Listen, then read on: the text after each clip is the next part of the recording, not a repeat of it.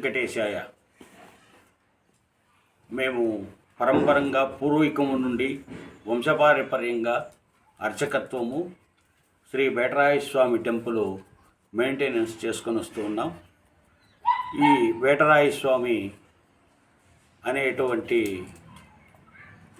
ఎలా పేరు వచ్చిందంటే, కలియుగ శ్రీ వెంకటేశ్వర స్వామి భూమి మీద కలియుగంలో ప్రారంభంలోనే ఒకళాదేవి ఆశ్రమంకి వచ్చి ఆశ్రమంలో ఒకళాదేవి దగ్గర ఉన్నప్పుడు ఏనుగులు క్రూరముఖాలు వీటి యొక్క బాధలు ప్రజలను పీడిస్తూ ఉంటే అప్పుడు వేటకై బయలుదేరుతారు. అలా వేటకై బయలుదేరినప్పుడు ఇక్కడ పక్కనున్న జోలార్పేట దగ్గర యాలగిరి కొండ అని, ఆ కొండ మీద మళ్ళీ తిరగా దాని పక్కనే ఒక అగరం అనేటువంటి కొండ మీదను మళ్ళీ ఈ వేటరాయస్వామి కొండ పైన ఆయన పాదాలు ఉన్నాయి. ఆయన అడుగుపెట్టి ఇక్కడ కొద్దిసేపు స్వేద తీర్చుకొని ఇక్కడ ఆయన స్థాపం నిలయమైనాడు కాబట్టి స్వేద తీర్చుకున్న స్థలంలో ఈయన నేను ఇక్కడ నిలయమైనానని చెప్పి ఒక స్వయంభూ వేటరాయస్వామి అక్కడ ఇప్పుడు ఉంది. ఆ కొండ మీదనే ఆ స్వయంభును ఆ కలియుగ వెంకటేశ్వరునికి ముందర ఇక్కడ ఆ స్వయంభు స్థాపన అయింది కాబట్టి వేటరాయ బేటే అంటే ఇక్కడ కర్ణాటక రాజ్యము అప్పట్లో 1000 ఏళ్ల క్రితం అంతా కూడా కన్నడము ఇవన్నీ మాట్లాడే భాష ఉండేది. బేటే అంటే వేట అని అర్థము. వేటకై వచ్చినటువంటి వెంకటేశ్వరుణ్ణి బేటరాయ బేటేకే బందరాయరు అని అంటారు. ఆయన వేటరాయస్వామి. ఈ వేటరాయస్వామి ఇక్కడ స్థాపన అయినాడు. అది కొన్ని వందల సంవత్సరాలుగా మా పూర్వీకులు మాకు తెలిసి రామయ్య అనే అతను మాత్రమే మా తాతగారు ముత్తాత ఆయన వైద్యం చేసేవారు. ఆ వైద్యం చేస్తూ ఇక్కడ జమీందారులకు కూడా వైద్యం చేసేవారు. ఈ ప్రాంతము చుట్టుపక్కలంతా కూడా ఆయుర్వేద వైద్యం చేసి ఆ డబ్బులతో కొన్ని గ్రామాలు ఆయన అప్పట్లో గ్రామాలు కొనుక్కొని ఇనాందారులు అనేవారు.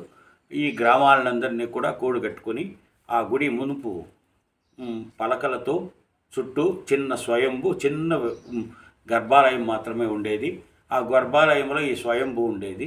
ఈ స్వయంభూకు ఆయన ప్రతిష్టాపన విగ్రహాన్ని పెట్టి ప్రతిష్టాపన చేసి ఆ చుట్టూ ప్రాకారము, గాలి గోపురము, గర్భాలయ గోపురము, అక్కడుండే మండపాలు, తనకు శక్త్యానుసారం మెట్లు ఇవన్నీ చేసి, అందుకు మునుపు మెట్లు కూడా ఉండేది కాదట.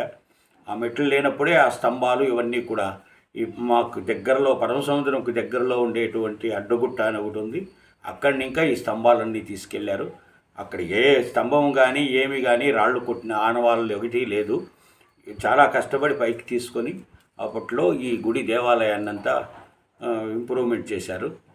ఇప్పుడు అలాగే మేము ఆరో తరం వాళ్ళు కంటిన్యూగా అప్పట్లో ఉన్న వాళ్ళు మీ పూర్వీకులు వాళ్ళ పేర్లు అప్పట్లో వాళ్ళు ఎంత కష్టపడి ఉంటారు అనేది మాకు కూడా అర్థమవుతుంది.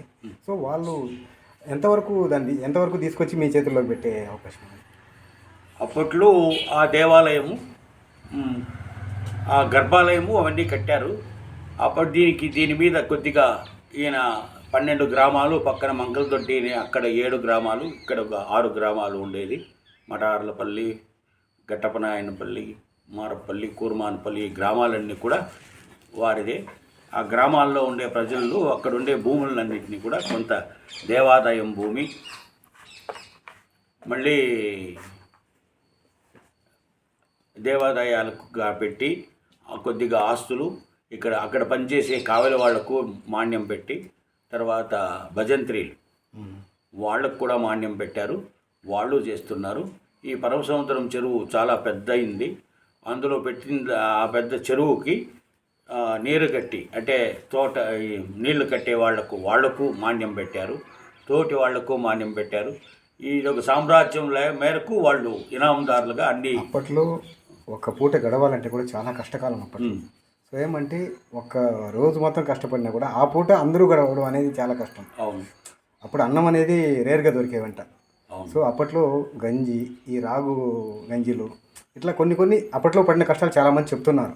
సో నేనైతే చూడలేదు. సో మీకైతే ఐడియా ఉంటుంది మీ పూర్వీకులు ఎలా బతికారు, దాన్ని ఇంతవరకు తీసుకొచ్చారు అంటేనే చాలా గ్రేట్. అది అడవిలో, అంత అడవి ప్రాంతంలో తీసుకొని వచ్చి ఒక దీంట్లో కూర్చోబెట్టినారంటే దాన్ని అలా మెయింటెనెన్స్ తీసుకొచ్చి మీ తాతల ముత్తాతల నుంచి మీ చేతులు మీ తండ్రి గారు ఇలా మీరు ఇప్పటికీ ఆ గౌరవాన్ని ఏమాత్రం తగ్గకుండా కాపాడుకుంటూ వస్తున్నాము. ఇప్పుడు అదే మేము అలాగే కంటిన్యూ చేస్తున్నాం. ఈ బేటరాయ స్వామి కొండ మీద మేము ఉత్సవాలు చేసే కయ్యలేదు కాబట్టి కింద ఇక్కడ పరమసముద్రంలోనే వేణుగోపాల స్వామి అని ఒక టెంపుల్ ఉంది. ఆ స్వామి యొక్క ఉత్సవ విగ్రహాలు, ఆస్తులు, అటువంటి ఆభరణాలు ఇవన్నీ కూడా ఈ పరమసముద్రంలోనే ఉంటుంది. ఈ భూములు కూడా స్వామికి సంబంధించిన భూములు కూడా మొత్తము కూడా పరమసముద్రంగానే ఉంది. అందుకే రికార్డుల్లో మొత్తము కూడా బేటరాయ స్వామి, పరమసముద్రం బేటరాయ స్వామి అనే పేరు ఉంది. ఇప్పుడు దానికి ఒక 1824 సంవత్సరంలో ఇతను ప్రారంభించాడు. అప్పట్లో వాళ్ళకి ఇచ్చిండేటువంటి